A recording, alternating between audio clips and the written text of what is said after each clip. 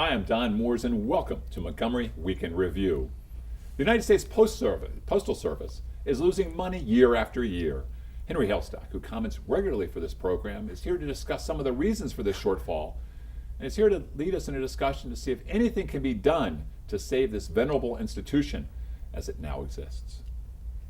The county public school system is launching a partnership with Code.org to bring its curriculum and professional development to 10 of our high schools beginning next year. Aaron Overton of Heatherstone.com has the story. That's right. Division of Workforce Development and Adult Learning in the state of Maryland has an office here in Montgomery County to work with the county's agencies that have similar goals. Barbara Ebel, a labor exchange administrator, is here to discuss the state's goals and activities for us here in Montgomery County. It's been a while since we've heard about the ACES program. Brad Stewart from Montgomery College in Tacoma Park will remind us of the specific goals of ACES. Tell us about student successes, the Summer Bridge program, community support, and many other topics related to this great organization and effort. Henry Hailstock, welcome back. Nice to be back. The post office, we hear about these budget shortfalls, losing billions of dollars. Closing on the weekends and all this other stuff. It's email, isn't it? It's more than email. You know, it started out being email because a lot of people have, since the internet back in the early 70s was invented, it's been a lot easier for people to communicate to others. And now since we have the Twitter, Snapchat, Vibe, Vine, right. Twitter, Yeah.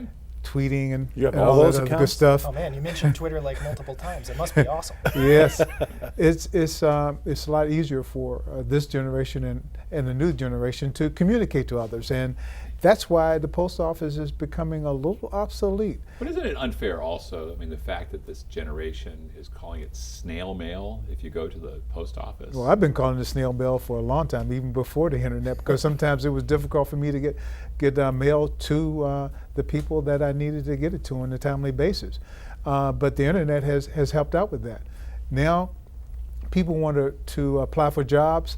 The Sure. the employer says, email me your resume, or Right. fax me your resume, or fax me the application. Scan. It's Right. a lot easier Now, than, hold than on. doing What is it. this fax thing you're speaking of? Fax Because is becoming obsolete, but still, they still use it, believe it or not, and Yeah, it's well. still a lot easier than people trying to go to the post office or put the mail in to do that. Well, I want to get to what you think the Postal Service of tomorrow can be, but a little more about what's the state of the Postal Service right now? You know, that's a good question, because you have young people now don't even know how much a stamp costs or how to really use the But how the post does office. any of us know what the stamp costs? Because the price is not on there anymore. You have that universal one. Just to buy forever stamps, and you'll Right. never have to buy the 1 cent stamps or 2 cent stamps to catch up.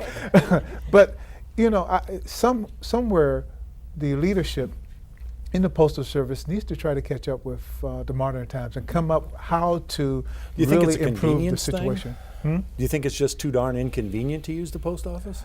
For a lot of people, yes, and it's a slow process. Yep. I think they need to look at the technology and see how they can utilize the technology today. But you look at the number of people who are employed by the post office, it's going to be somewhat difficult. And how you are advertising or marketing, these services? Because I wasn't aware that you can, doing live with the internet. So I just wanted to know really how we can, be able to kind of just let the community know that this is a different tool that they can use. do we need to use the post office anymore? Well- is really the question, because Well- there's this whole everything's let's on the protect internet, but- let's protect this venerable institution. Or how about maybe find ways that it could be more relevant today, maybe change the set of services. Of course, we were talking about the cost of the stamps, and it's like if they're forever stamps, you know what? I've had the same book of stamps, of 20 stamps, for the last year sitting there. I haven't used them all yet. Don't tell the Postal Service that. But if I bought them for $1, I wouldn't care. Yeah. No, I understand. so just charge $1. You double the price, isn't it? Right. What is Well, it? Henry, go ahead. Why don't you comment on these? Well, first of all, I think it's going to be difficult for them to try to revamp the system, because the system has been there for so long and the people are so used to basically routine work and what have you. But also, you can't get rid of the post office, because I was just talking to one of the producers, and you know, you look at the rural areas, particularly take for instance West Virginia. Yeah. You know, in the mountainous areas, you don't have internet service, so they have to rely on things like the Postal Service and everything. So we have to, as a generation, come up with an idea to salvage an institution that I feel we still need, but we need to bring it up to date. Should we privatize it? Yeah. I am somewhat concerned about privatizing it in a way, but I understand why you're saying that. Okay. It needs to be brought in to be run like a true business, and they're trying to do that. Yeah. But the only thing that they're not doing is increasing and improving their technology. You know, FedEx really knocked them out of a lot of their delivery services. Right. UPS is knocking them out of. Oh, their and you know, they would do more if FedEx and UPS were no longer restricted from handling our basic number 10 envelope. I mean, the whole reason that they use those large, like 9 by 12 Right. envelopes is because FedEx and UPS it is illegal for them to handle a number 10 envelope. If you made it legal for them, then the privatization is done. Like you almost A lot of even have people to do don't realize that too. That's another issue that people don't realize that helped them in a way, but still, it's going to come a time where the Postal Service is really going to go really down. And, We have 40 seconds left. Final prediction. final prediction is that they need to step up with technology. If not, they're going to really be defunct. And for you, the purpose today for Postal Service delivery as opposed to the private sector ones, what's the most important thing the Postal Service does today? The most important thing is teaching a younger generation that they can still use the Postal Service. They need to, in a way, because there's a lot of things they need to learn how to mail and what have you. My sons are in business, but they use the technology more so than they use the Postal Service. All right, well, we'll watch to see what happens with the Postal Service. Many more years to come. Many more years to come. I don't know what Ben Franklin would say today. I don't know, but let's not go back to horses, okay? All right, well, this is our next topic is code.org. What Right. an exciting opportunity for Montgomery County Yeah, Public it's like they're Schools. going to have contests on who can replace the Postal Service fastest. Tell us about So, what are we talking about code.org. code? We're talking about Morse code? What No, are we we're talking about programming code. We're talking about software on computers. Basically, that is one of the fastest growing and highest demand occupations that's coming. In fact, a recent review I was reading about some of the top 10 of the fastest growing professions altogether. The highest paid ones were the two that were listed that had to do with technology, software, networking, that sort of thing. Okay. So code.org is this initiative that's been happening, and you can go to code.org to find out lots of details about it, to get students to try 1 hour of programming a computer, just 1 hour, Right. and then from there hopefully spark more interest in programming as So a 1 hour will profession. get them hooked? 1 hour is oftentimes enough because it's surprising how well they've done trying to come up with ways to make that 1 hour of code have actually something productive at the end of it. It might be a simple little game or something like that, but it introduces them to the concepts and says, hey, look, this isn't that hard. It isn't as bad as it maybe was 20 years ago, where the code was much more. Now they're getting cards and they're punching the cards. Is that right? Is that how they're developing The the funny code? thing is that even though, yes, we all, I think everybody here can kind of remember when it was code punching, they actually have part of what code.org offers. If you go on there, you can find that they have all paper versions of teaching programming where you write commands on a piece of paper that program another student how they're going to walk and find their way through an obstacle course. So you can get the basics from that. Now, the thing that's specific to Montgomery County that's going on is that on Monday, a bunch of the county bigwigs, we have. We're talking about end of March here, right? Yes, In that's March, right? So Elected March, officials coding? Well, I don't think they're going to code. I think they're just going to talk, which they're very good at. Anyway, a number of them are going to come to Wheaton High School, and specifically there because they're doing this in conjunction with the Hispanic Heritage Foundation. And for those that might not know, Wheaton High School has the highest percentage of Latino students in any Maryland school. Okay. And in fact, it's roughly 60%. Now, since I teach there and teach advanced programming classes, I will tell you that my classroom does not kind of from a ethnicity perspective really match up to the rest of the school. I see. I do have Latino students, I have black students, I have white students, I have Asian students. I have the whole mix, but it's a different mix than if you walk down the hallway, right? So the Hispanic Heritage Foundation is saying, like, we need to try to introduce to more Latino students. Sure.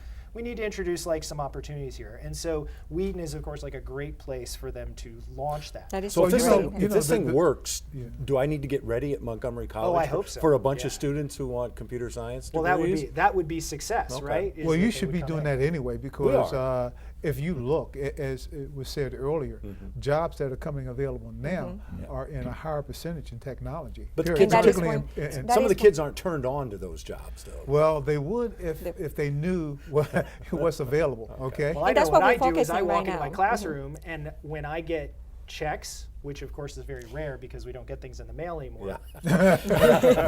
When I get checks, I walk in and I like show them and or show them pictures of deposits and stuff like that. And I'll tell you that does get them a little more jazzed because it is a very high-paying profession. You know, workforce development, that's what we're doing. We're really focusing to make sure that we're actually going to have available jobs once that they actually go through all the, training and technology is the way that, is to go. I mean, we're really focusing to making sure that once that they actually have the base, that we can actually help them to be able to see the big picture. Oh, yeah, by and that's going to be getting- great because, in fact, I'm going to have to go down to Montgomery Works fairly soon because I've got, 35 interns, most of whom are in our Information Technology Academy, and they're going to want to find places to work this summer and be exposed to more IT type work. And I just wanted to let you Yeah. know that we have a pilot program that is going to be focused also on information technology. So definitely we can actually help you with that Well, I process. think- Wheaton and Wheaton, let's get That's together. right. let's Wheaton. Right down the together. block Yeah, we're from going to work us. together. I think if more employers realize some of the schools and institutions that are training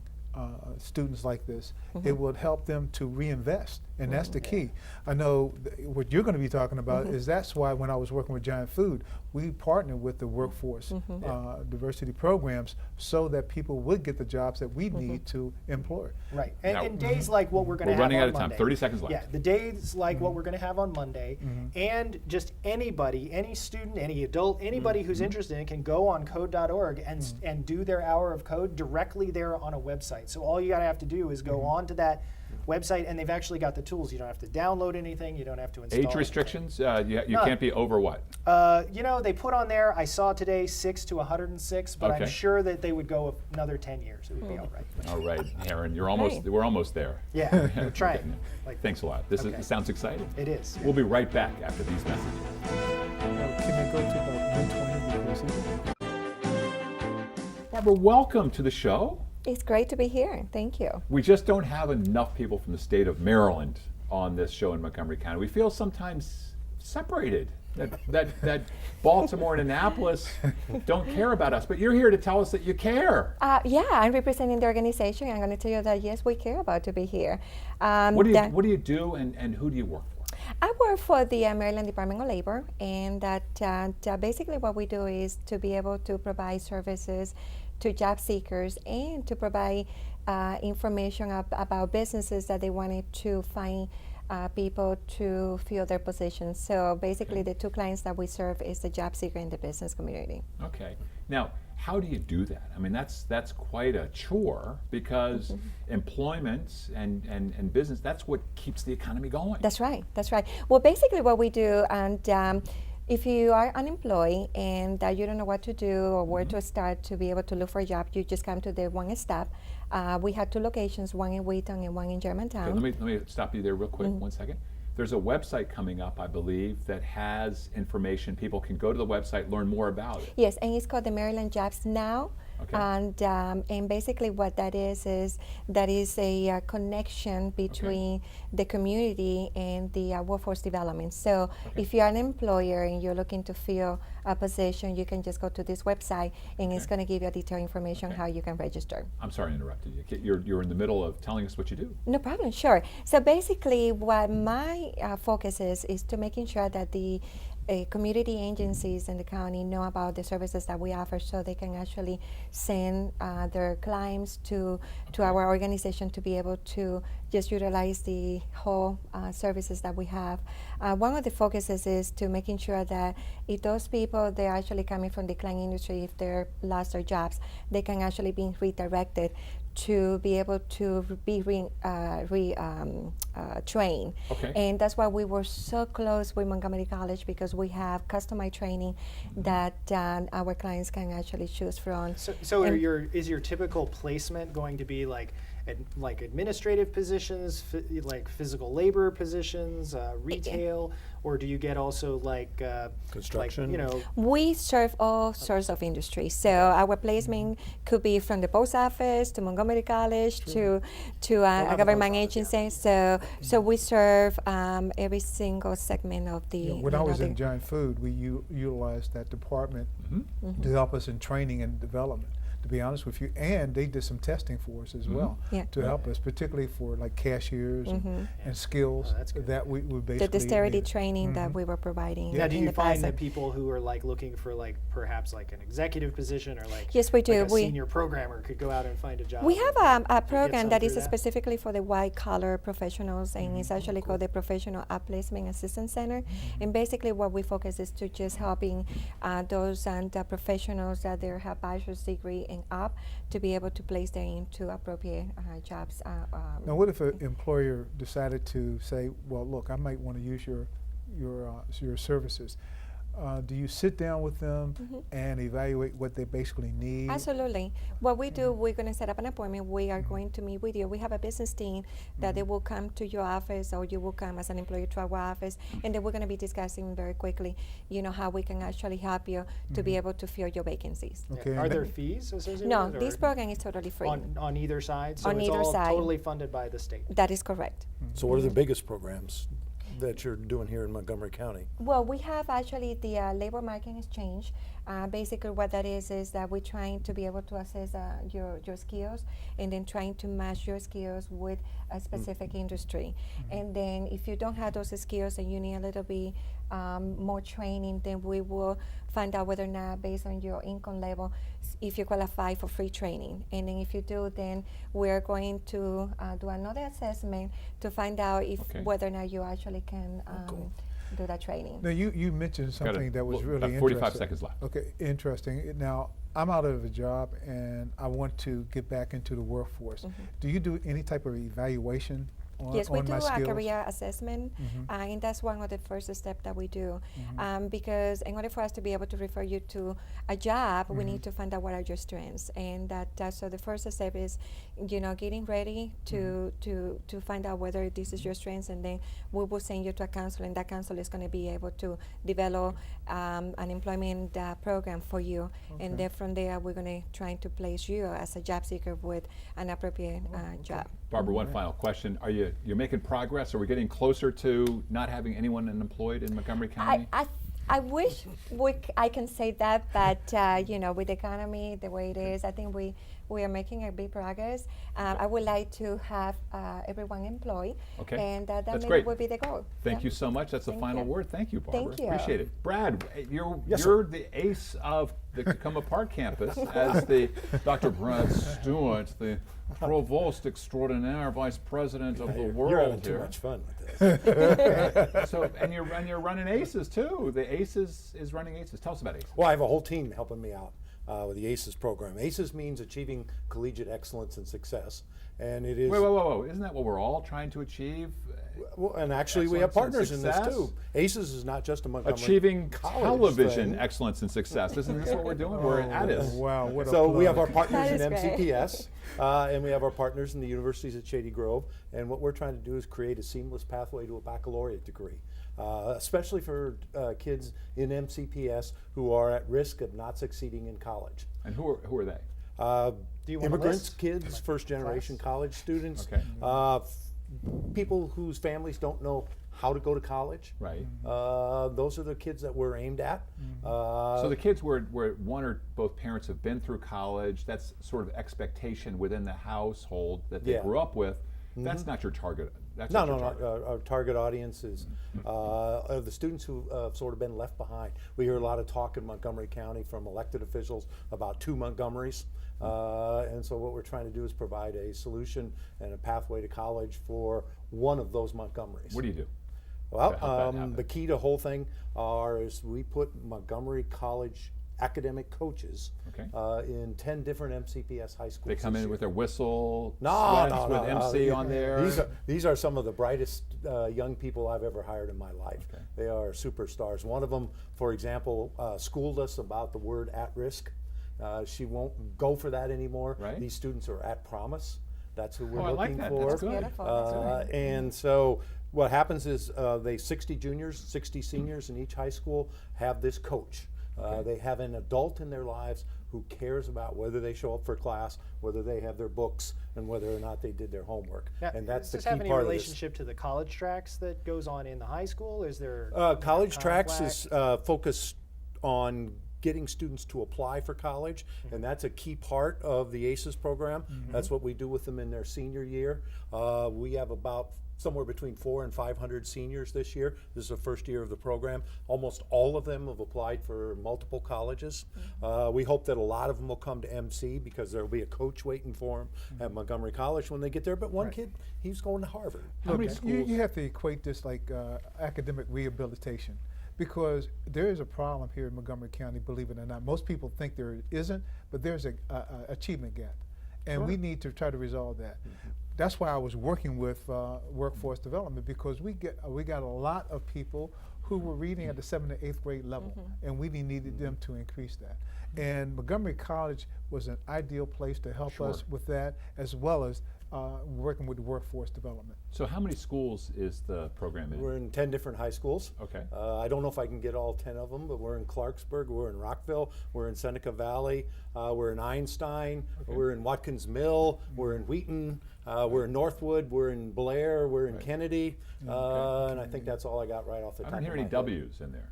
You Wheaton? said we. No, I know, but the Well, other we got- W schools. That's the other W. That's the other yes. W. That's We're the getting there. The whole idea is we will expand to all MCPS schools over the next few years. You're Now, making progress, aren't Is you? the goal going to be that they come from high school, they graduate, they perhaps go to MC for 2 years, and then University of Shady Grove Yep, is exactly. one of the target for then to complete the second 2 years and finish with their Baccalaureate. Yep, there'll be counselors and other folks waiting for them when they get to USG. How can we partnership better with you to be able to help in the workforce development area? You know, we'll have to think about that. We were just trying to get this thing up and running. We don't do pilots anymore at Montgomery College. Pilots are for airplanes. We jumped into this whole thing with about 1,000 students to start with, and So about you have a dozen coaches in the employees. schools right now, though, Right, and how is it going? It's going if it's great. the first year. The students, like I said, everybody's done the FAFSA, the financial aid form. Everybody is working on becoming college ready for Okay. placement tests and the SAT. Sure. We're doing coaching there. Everybody's applied for college. So we think we've got some good success indicators. The community seems to love the program. The Community Foundation has given money for scholarships for these kids when they go to MC or another school. We got money from Sandy Spring Bank. We got money from the Jack Kent Cook Foundation. Everything is So you don't rolling need any pretty more well. money. Oh yeah, Yes, you do. yeah. Well, The thing about the program is that they pay special attention to those students that need it, and that's the key. Right. And we need more people to get involved with the ACES program so that they can help develop and to close that gap. 25 seconds left. What kind of final comments do you want to share with us? So we're trying to move the needle with more than 1,000 kids. 500 new kids coming into the program, 500 kids headed for college at the end of every school year. We think that's a big deal, and we hope we can grow it some more. Well, what a great way to end on great optimism there, Brad. Thank all of you. I thank all of you for joining me today, and I thank all of you in the viewing audience for joining us for this week's edition of Montgomery Week in Review. I'm Don Mooers. Please join us next week at this very same time.